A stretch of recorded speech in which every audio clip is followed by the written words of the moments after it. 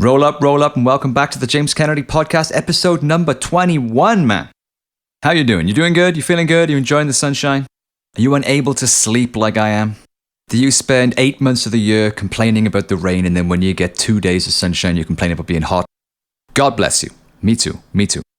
I hope you enjoyed the episode last week talking with Nathan Stillwell from My Death, My Decision. I got a lot of messages off the back of that one, and it seemed to really resonate with a lot of people, which is always a good thing. So I'm glad that the episode was well received. We are kind of sticking on the same theme today, except we're talking about the afterlife. We're talking about digital immortality, artificial sentience, robots, and is it possible to live forever? You know they're working on it, man. Those 1% trillionaires, they've been working on the immortality game for decades at least. Trying to cheat death, you know? The latest development in that area seems to be this thing where they're digitizing the content of somebody's brain, downloading it, with the aim of one day being able to upload it again into some kind of physical avatar, like a robot or a machine or a hologram or something like that, that would effectively emulate the person. Very much in the same way that the human body is merely a temporary vessel for the experience of life.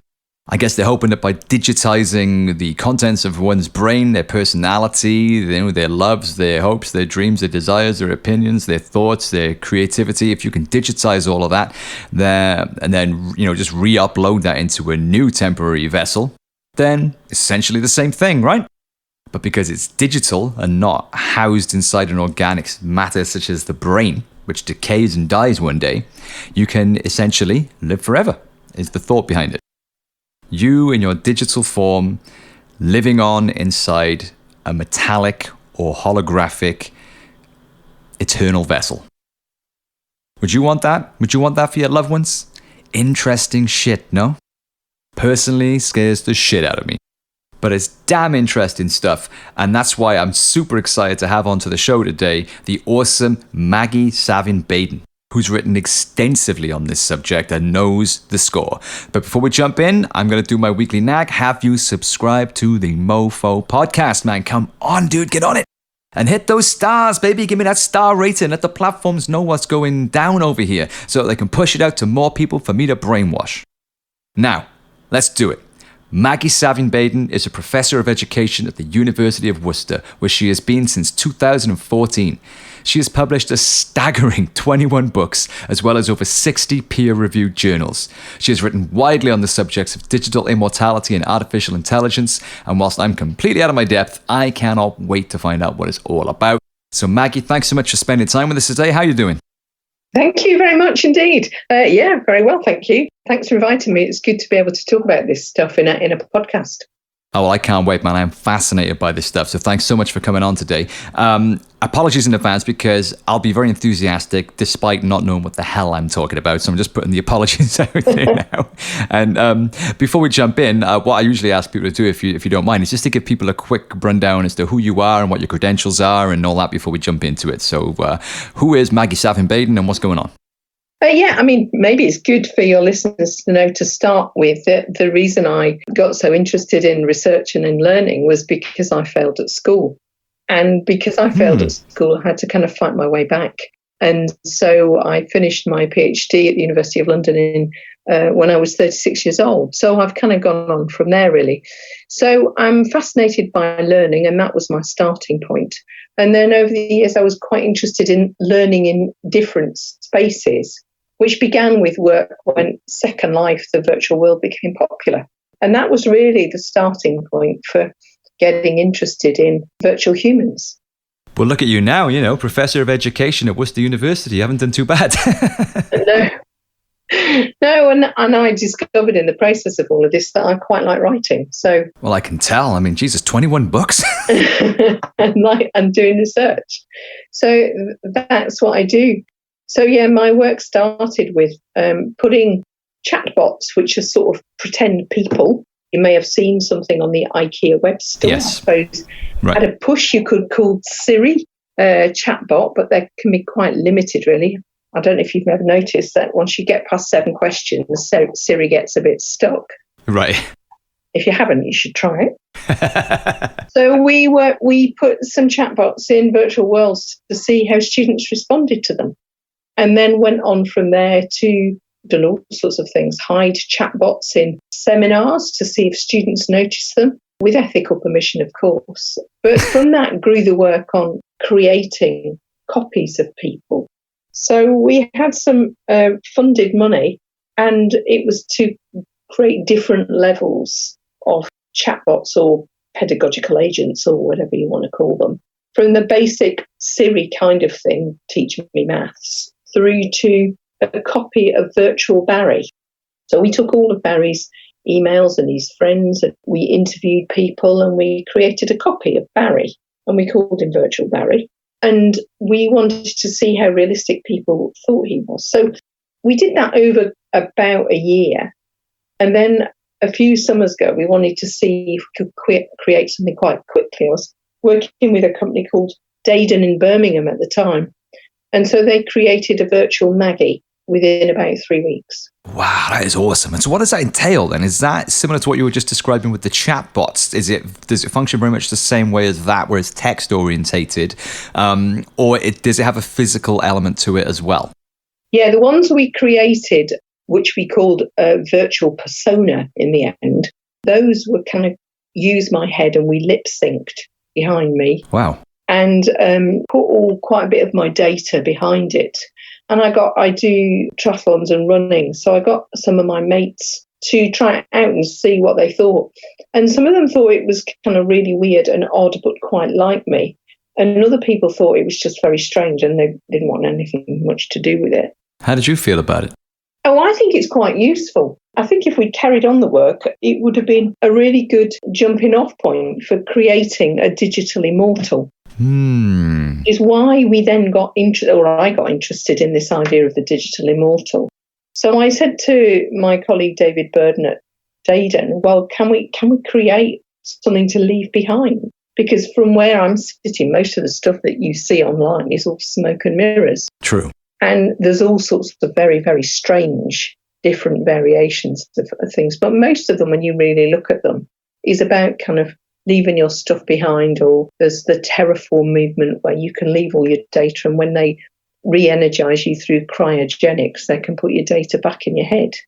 So it does feel a bit Star Trek, I guess, but it's not very real. Okay. So we then wanted to look into digital immortality, as we then called it, and see what was around. And there are all sorts of things like grief bots and dad bots. But again, in reality, they're quite basic things, and they're kind of useful. I think what's become more interesting is digital afterlife, which I think is a more accurate portrayal of what's actually going on at the moment. Right. So a digital immortal has this sense of, they're going to be there forever. They're immortal, which with the best will in the world, you can't be unless you really think in 42 years' time, when I will be dead and you'll probably just be old, that whether you think that your chatbot or your agent or your immortal can learn. So you can't really be immortal unless you can learn after death. Right, that makes sense. Yeah. So for people then who don't know what we mean when we say digital immortality, I mean, I've done, a little bit of layman's research into this, and, my understanding of it is probably very incorrect and patchy. But it's my understanding, based on some interviews I've seen with scientists, and I think I've seen mirrored in your work as well, is this idea that it's possible to download and digitize the contents of someone's brain. And I don't know if we're still in the realms of just theorizing this at the moment, or whether it's actually moving towards being possible. But then the theory was that you could re-upload that person's brain, essentially, in a digital form, into some kind of communicative device, like an avatar, perhaps, or a chatbot, or a hologram, or something like that, whereby in the future, a person could go and actually have a real-time conversation with a deceased relative, who essentially is not deceased, because their brain and their personality and everything, the contents within their brain, is still very much alive and in a kind of immortal digital form. Is that what we're talking about when we talk about digital immortality, or are we talking more about the preservation of a person's digital assets that were acquired during the time that they were alive? Well, it's both and. I don't think it's possible to download somebody's brain onto a computer now or even after they die. What you can do now is you can download memories, texts, photographs, images, conversations that you've had with them, like interviews. And certainly that's what's happened with the dad bot, that before his dad died, he lots and lots of recordings with his dad and then created a copy of his dad based on those recordings. So it's really, the current situation we're in is where if you want to create some kind of digital immortal, mostly it will be based on memories before people die. Right. So all the stuff about re-energizing and having an avatar, yeah, you can have an avatar, but it will still only be based on the memories. It won't be, because there is not sentience. We haven't got sentience, so it can't learn. So that's the shortcoming of it all. Got you. Right, that clears it up. Yeah, I was really confused by that because my father recently passed away, and in listening to interviews with scientists talking about this topic and, you know, all the things that I've read, it got me imagining whether, you know, if we lived in the future and I was able to go and load up his digitized immortal version of himself through some kind of avatar, one, would I want to do that? And secondly, it wouldn't be him as a person then. It would be him frozen as he was in time in a digital form. Is that right? So, for example, if I, you know, if in this imaginary hypothetical situation, if I was to ask my father's avatar, you know, in 10 years' time what he thought of, you know, the news that day, he wouldn't have an opinion because his brain and his memories and his personality and his opinions and his thoughts on everything would be time locked into the time that they were digitized and everything prior to that. But he would have no, as you say, sentience of anything that happened after that point. So he wouldn't really be a thinking, sentient, alive human being. It would be a souvenir of a person that he was. No, I mean, certainly when we've created bots in virtual worlds, and we said to the students, so you can ask them about the latest research on this, you know, we would have got RFID feeds behind them so they could respond according to the current news. Now, you could technically do that with your dad and it would sound like him, but it would still be not your dad because all he's doing is using his voice to tell you the news. Right. So there's a lot of tricks you can do to make it look like that, but they are tricks. It is dupery, ultimately. Do you see there being any capacity for that to change as, you know, technology gets more advanced and as artificial intelligence becomes more powerful? I mean, once you've got the input data of a person's personality and memories and opinions and thoughts, do you see it being a possibility in the future of artificial intelligence or algorithms of some sort being able to use that raw input data in a way that they can generate something resembling sentience? I think that's what's already really happening in some of the different companies that are starting to do that. But it isn't really any more than algorithms.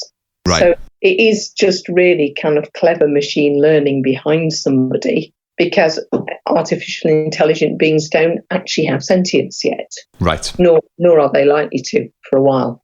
Right, okay. And the other thing that you mentioned was about left behind artifacts. I mean, that's why I shifted away from the term immortality to afterlife, because it includes much, much more.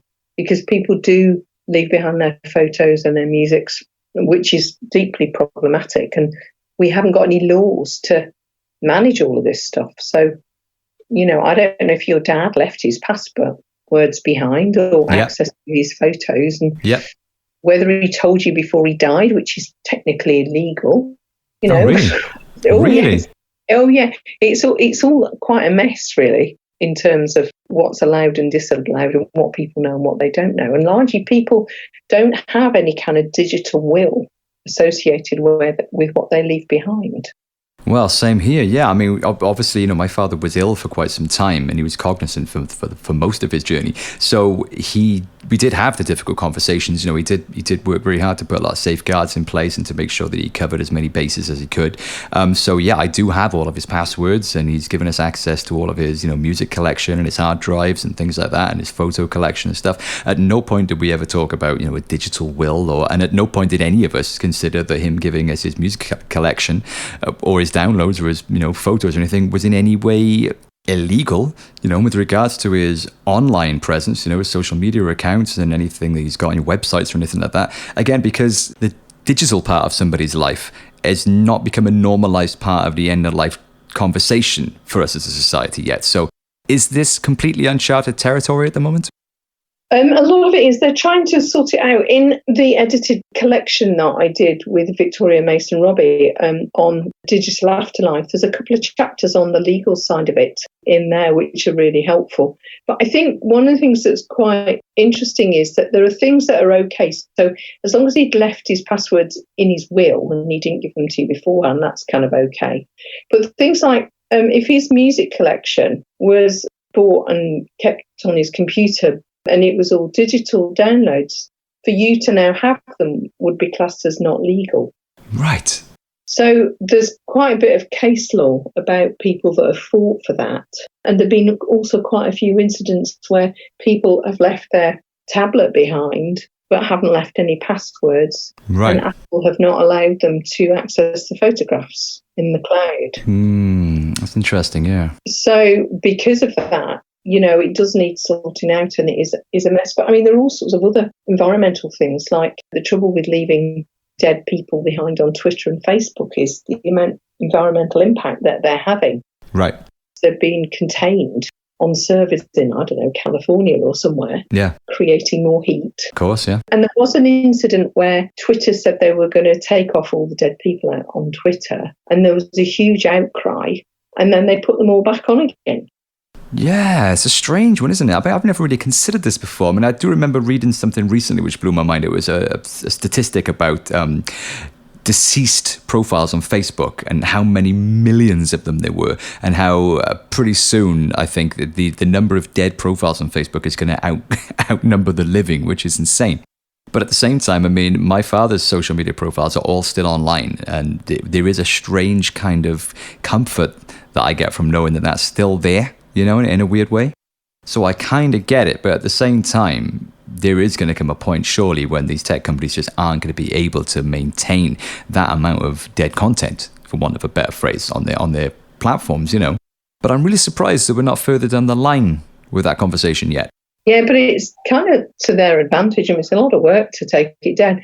But I think the other interesting thing that goes with the tweets and Facebook is that there's a whole new language associated with how we speak to the dead. And there's been, particularly through COVID, a huge change in the way that media has started to interfere with rituals and practices. So people talk about their loved ones, they talk to their loved ones on Facebook. They speak to them if they're angels, they ask them to pray for them. And then you get the bizarre situations where in funerals now, that the funeral directors are becoming the media stars who are directing the proceedings rather than the priest. So there's some really odd things that have gone on recently, which introduce questions about, well, where is the sacred in this? Where are the dead in cyberspace? Fascinating. Do you have any opinions or thoughts on how this could be tidied up? Well, I think the dead in social media spaces, the only way forward would be to delete them. But people are really unhappy with that. I can understand that as somebody who's, like I say, been through that recently. And it's all of their content, their videos, their pictures, their thoughts, their opinions. It is almost a part of them, isn't it? It's their digital projection. Well, it's a digital legacy. Yes. But surely you can just download it all if you really wanted to. Well, yeah, I mean, you can download the photos and things like that and the videos. But I mean, if there was an app, and I'm sure there probably is, or a function within the platforms themselves whereby you could download the entire news feed, all of their, posts and comments and things like that, then that would be quite a cool little digital keepsake, I think, of a person's, as you described it, digital legacy. And then it would give the platforms the ability to clean out all of these kind of redundant profiles, So if something like that doesn't exist, then it most definitely should, I think. But jumping forward, say 50 years, given that our digital lives are now so important to us, and most of us spend more of our lives in the digital realm than we do in the physical realm, do you see a situation whereby in 50 years, perhaps digital reality will be seen as more real than physical reality? I think it already is. I mean, the author Sherry Turkle is very critical of this, and she cites an incident when she was on a boat with her daughter, and her daughter was, I don't know how old, 8 or something, and had been in virtual worlds and stuff, and she put her hand in the water near the fish and said to Mum, this is really real. And you do hear people saying, oh, this is really real, about the real. Yeah. So there are interesting questions about, I mean, it goes back to the Matrix, doesn't it? What is real? We're all in a computer program, because in a way we are. And the question is, just because it's on a computer, does that mean it's not real? Which again has had interesting questions about, I've been doing some work with the Church of England on running online services, and lots of discussions about, well, where is God? If you're doing a service on Zoom, right. Is God in the computer? Well, actually, of course she is. Right. Where else would God be? God is in the machine. So, I mean, I just think I think there isn't a real and an unreal anymore. It's all, for me, there is no digital and non-digital. We are post-digital now. What do you mean by post-digital? I mean that everything has merged together. You can't distinguish between what is digital and what isn't digital anymore. Even if you go into the garden with your phone, it'll tell you what your plants are. So post-digital is more a kind of meshing together, more a sense of what we're dealing with is now ungraspable. We can't make sense of it anymore because everything's merged together. Yeah, that's an interesting point. And I guess that given that we are living in such a content-heavy world now, and we're on a global scale, all of us are bombarded every second of every day in all of our senses with content to make sense of constantly. It's inevitable that we then have to use technology in order to navigate that world that our dependence on technology has actually created for us. Like, our brains have not evolved to be able to navigate that in the environment that we live in now. We've evolved to survive out in the wild, and given that we now have a device on our person at all times, which is listening to our every passing conversation, it's monitoring our every search and our every fleeting desire or whatever. I suppose by hook or by crook, we are essentially functioning as a hybrid entity already. Yeah, I mean, I don't think our brains have adapted or been changed by it particularly. I mean, there is some debate on that. But I think one of the things I often say is that we do have choice. We can choose to leave our phones behind when we leave the house. We can go on holiday and turn our phones off. We can choose to go for a walk without our phone. So I think the thing that people often forget is that our dependency is a choice. Right. And I think it is a dependency. And I think it's important to remember that. Well, when I think about turning off all of my devices and just putting them in a drawer, the overwhelming feeling that I feel immediately is one of immense relief, Whereas a lot of people will feel stressed and anxious. Yeah. They get stressed because they can't find the phone, or they've left the phone behind, or they've dropped the phone, or they've broke the phone. They get very stressed about it. And I suppose it's because that difference between exactly what you alluded to earlier, what is real? What is your reality? For some people, their Instagram world and the connections they make there, even if they've never met these people in person or anything like that, that is their true reality. And the physical reality of walking around during the day and going to work and stuff like that is almost kind of secondary to the online projection of the digital reality that they live in.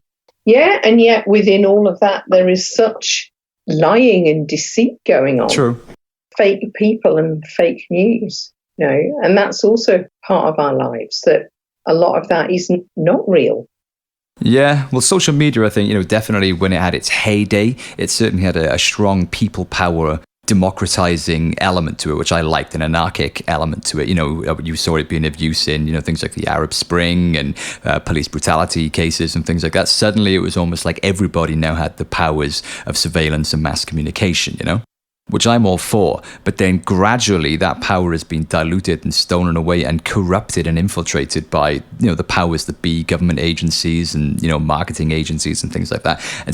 We saw it in the extreme around the time of the Trump election. And you had these Russian-based agencies working out of Ukraine, funded through London or whatever, whose job it was basically to infiltrate conversations on places like Twitter and Facebook and just basically argue and set people off against each other, spread disinformation. So instead of the traditional means of propaganda, social media became the tool of propaganda. And it's so insidious because we don't notice it, because it just slides in and out of the conversations that we think we're having amongst ourselves, and we're not anymore.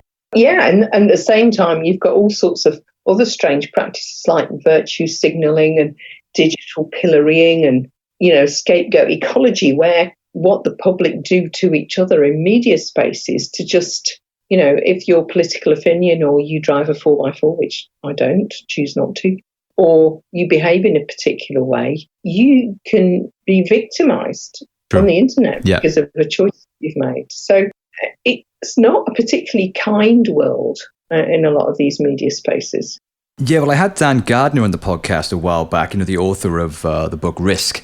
And he writes a lot based on the work of Daniel Kahneman, to do with our cognitive biases and behavioral characteristics and things like that.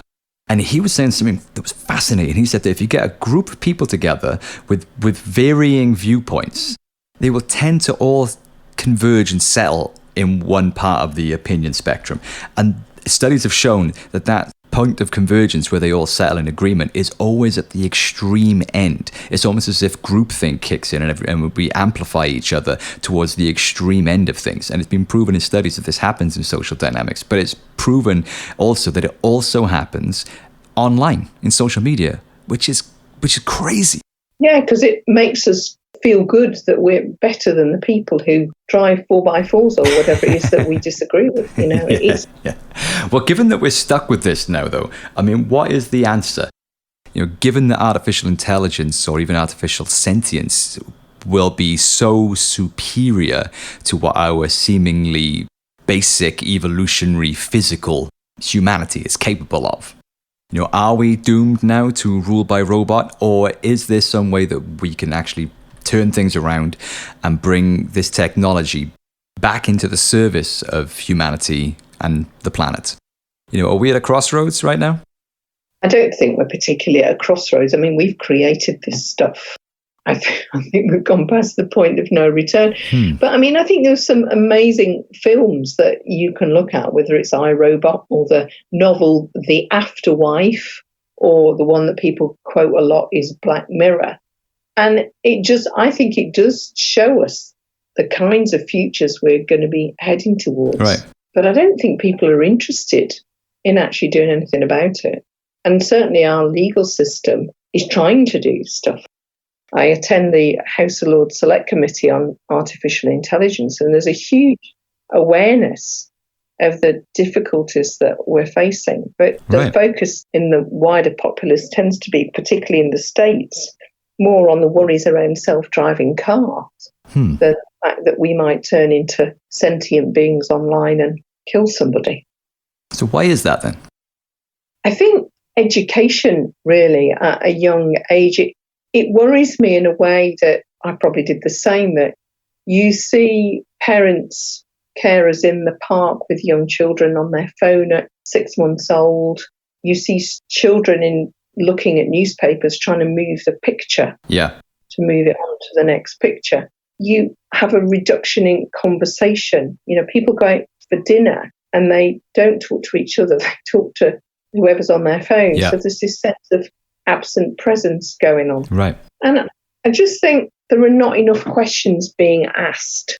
We've got the Office for Students trying to fix grammar and spelling in universities instead of introducing questions about, well, what does learning mean in these spaces, and how do we raise awareness of improving communication or fake news, or helping students to understand what is reliable information and how to be critical, how to think through the issues rather than being either scapegoats or changed by somebody else's extreme view.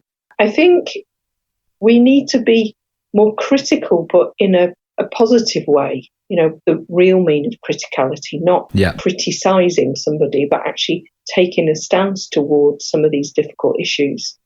Well, that's interesting because you're a professor of education, and everything you just said then about the education system, I 100% agree with. So given that you're in a position of influence there, what is the actual barrier to the education system being changed? The government. Right. The difficulty we've got is we've got people in government who make decisions about education when they're not educated in the field of education. I'm a higher education researcher. I'm not an early years or reception or primary or secondary teacher.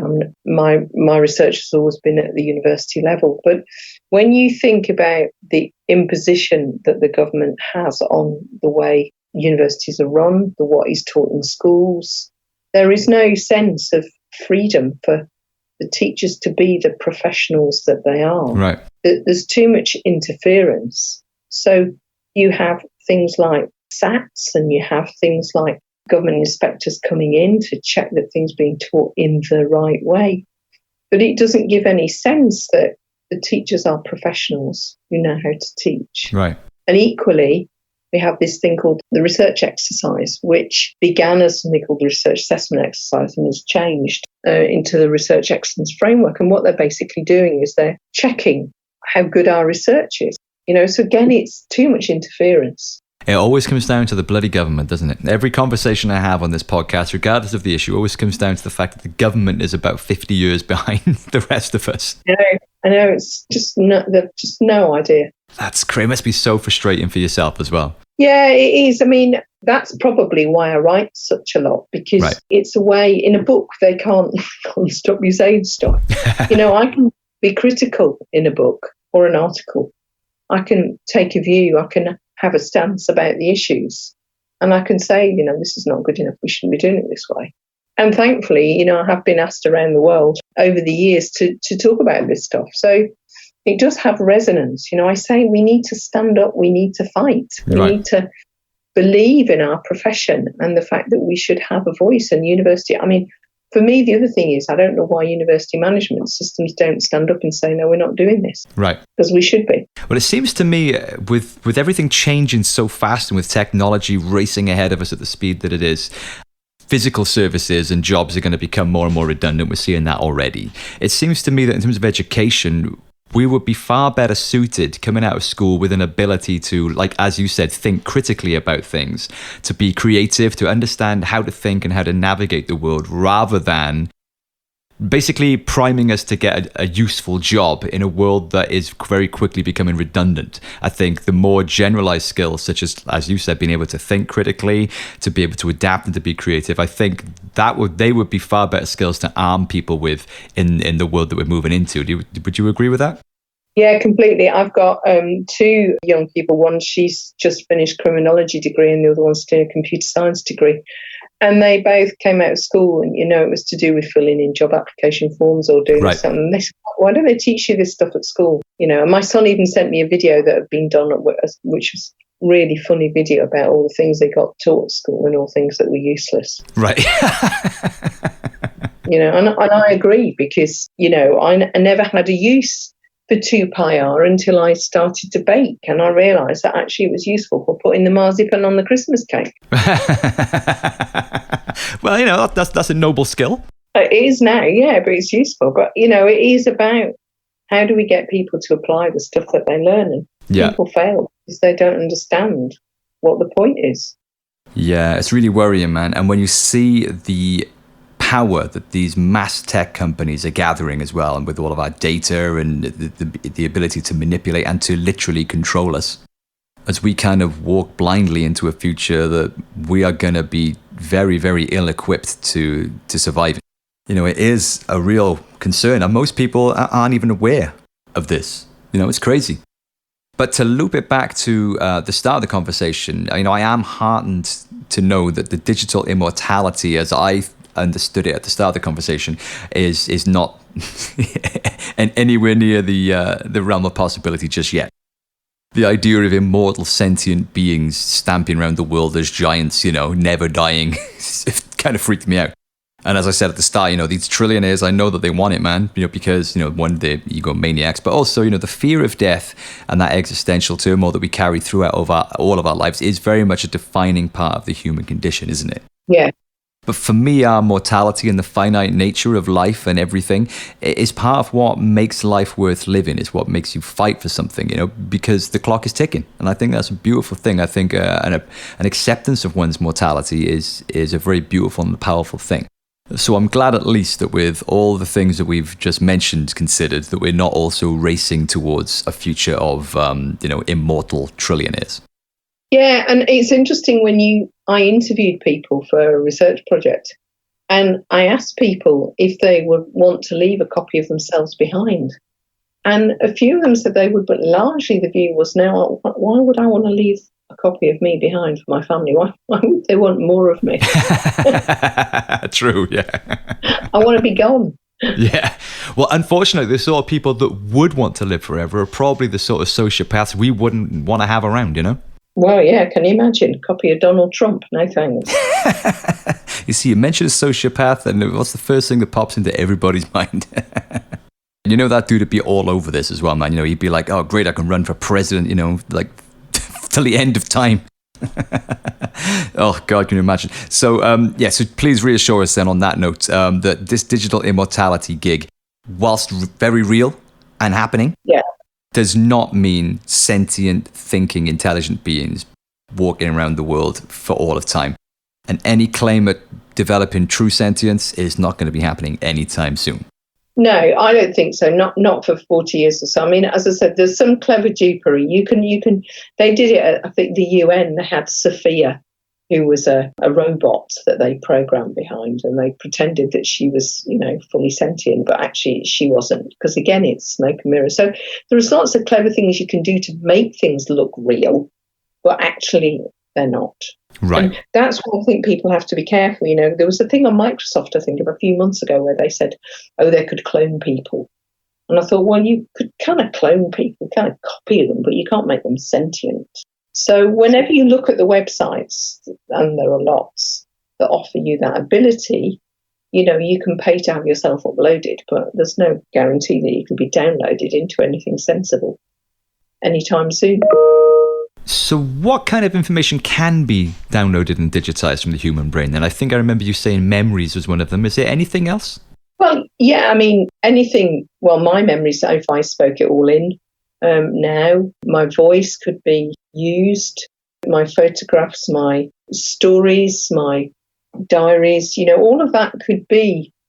What you could do is you could take all the information from my past, and then you could do a copy of my voice, and then you could turn all my memories and stories into just that, a digital copy of myself. Right. At different ages, you could do it all. But only going backwards. Yeah. Well, and forwards. I'm still here. Of course, yeah. Thank God. Thank you. But I still think, David Burden and I, who wrote a book called Virtual Humans, we launched the book. And even then, this was some 5 years ago, I think, we both still said that we both felt that sentience was about 40 years off even then. So I don't think it's near. Do you think it's possible? Oh, anything's possible. Look where we are now. True, when I was a child, we didn't have a television. Right, yeah. Look where we are now. So yes, I'm sure it will be possible. I'm glad I won't be here when it is. That's scary. Yeah, that's scary. Because then you're looking at, what are the rights? What are the rights of people? And how do you decide about what robot rights are? And who makes those decisions? Yeah, and at that point, we've surpassed the human being. We're something else at that point. Yeah, and to some extent, people are already trying to join themselves with the machines anyway. By chips and ears and all the rest of it to themselves. I don't know. I think the question will soon be, what is a human? Right. Again, I don't know if you've seen these. It's in Spain somewhere. They call it the block. The guy who's got ears on his head, and somebody else who, I can't remember what else they've grown, but things they've grown onto themselves to adapt themselves, to make themselves kind of differently human. No, I haven't seen that. So is that like an attempt at some kind of human/technology hybrid? Yeah, it is. So the problem is that they have trouble getting through airports and stuff because, these things are built. One of them's got a sort of like a microphone that's built into his brain because he's colorblind, and it comes out of his head and across in a sort of long stool. Jesus But Christ. it's completely attached to him so that it had to be surgically inserted. So if he wants to travel, he has to get proper clearance to get through the airport because this thing is actually embedded in his brain. That's mental, man. Like, my initial gut reaction when hearing stuff like that is to kind of pull back and think like, oh, hang on a second, like we're meddling with our brain now. You know what I mean? Like that is going into dangerous waters. But the truth is that there's probably tons of medical benefits to this technology and to the coming technology as well. So outside of that, do you see any other benefits to us having this technology? We've talked a lot about the negative and the worrying sides of it, which are both very real. But are there some positives to this stuff as well?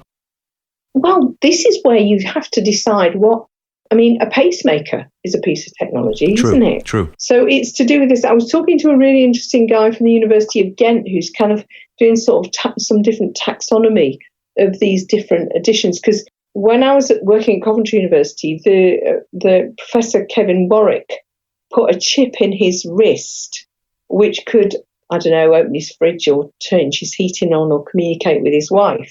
And then people have gone on from that to adapt their bodies for performance art. And certainly the guy with the antenna coming out of his head, I think he's colourblind and it enables him to feel colours. Right. So I think there are lots of medical benefits, but I think they're kind of hidden. Well, I can see that probably changing, as human-machine hybrids become much more the norm, Yeah, I think so.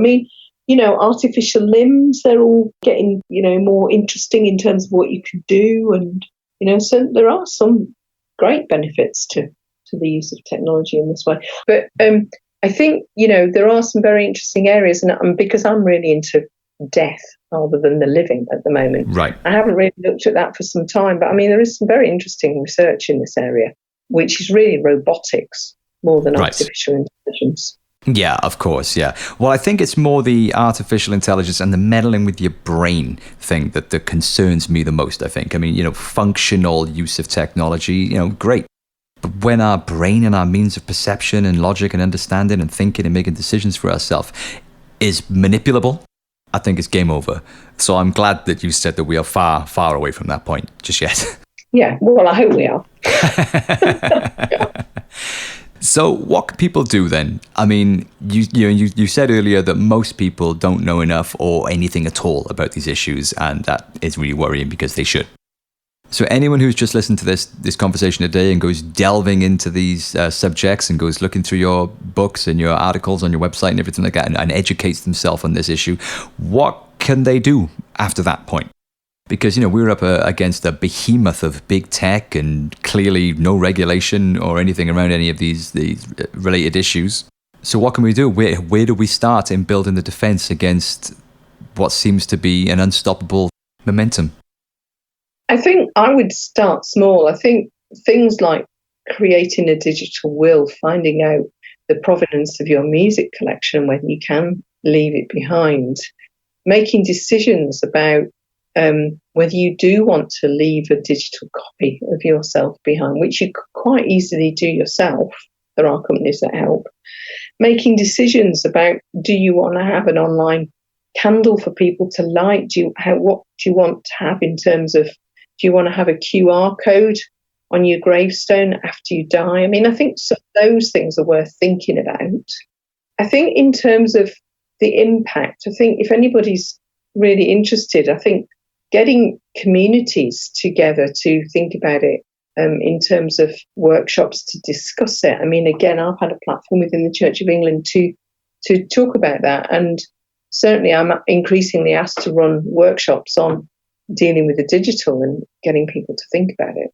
So I think a lot of it is just thinking about, well, do you have your phones at the table or not? Right. Do you have family meals? Do you leave your phone behind when you go out? Do you turn off your computer and it's complete with its camera at night, so you're not tracked. Do you turn your tracking off when you're traveling?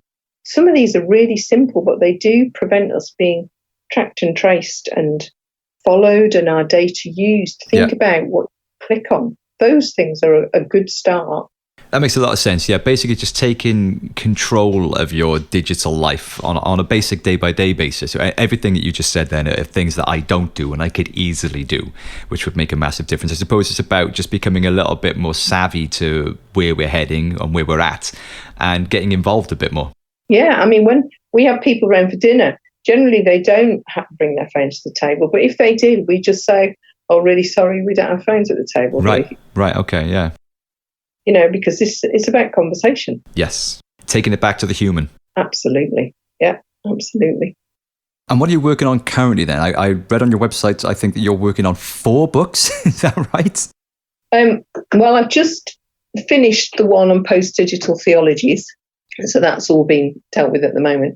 I'm finishing a book on displacement stories, an edited collection, which is about people's stories of apartheid or adoption or Japanese internment or those kinds of stories displaced in different countries, moving from one to the other. So that's a kind of global collection.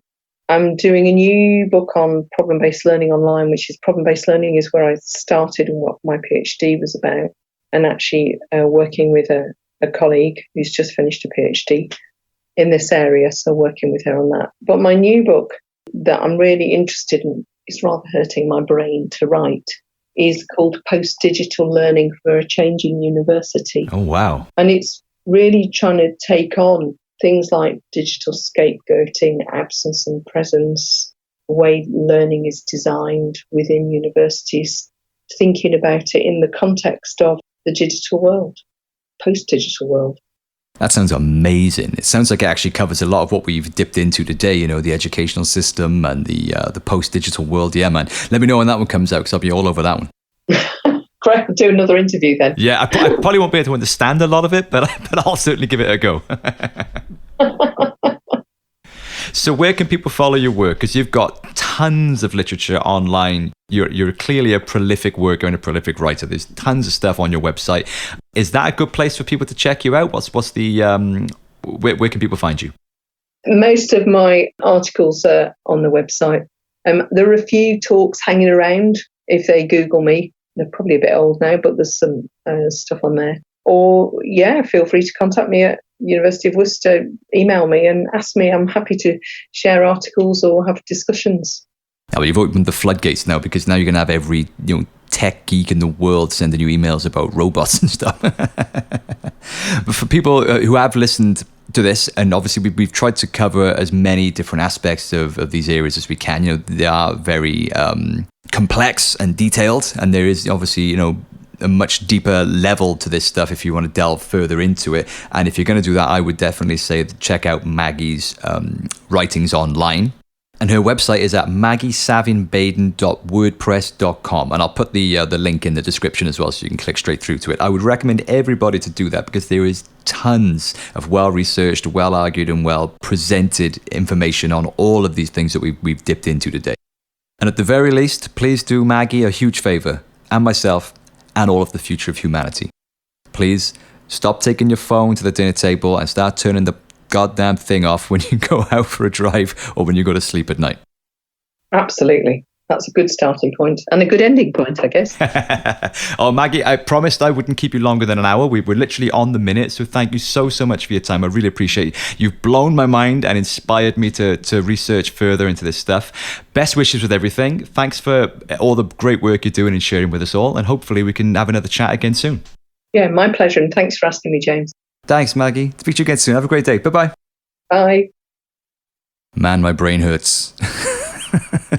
My brain hurts, but in a really awesome way.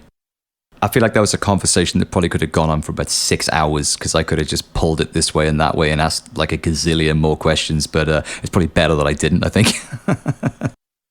Already, there's like a decade's worth of stuff to delve into there if you're interested, you know what I mean? And man, that is such an interesting field of work to spend your life involved in. It must be so much fun. If like Maggie, you've got a passion and a talent and an expertise in those areas, it must be so cool to get to like study it and experiment and write about it.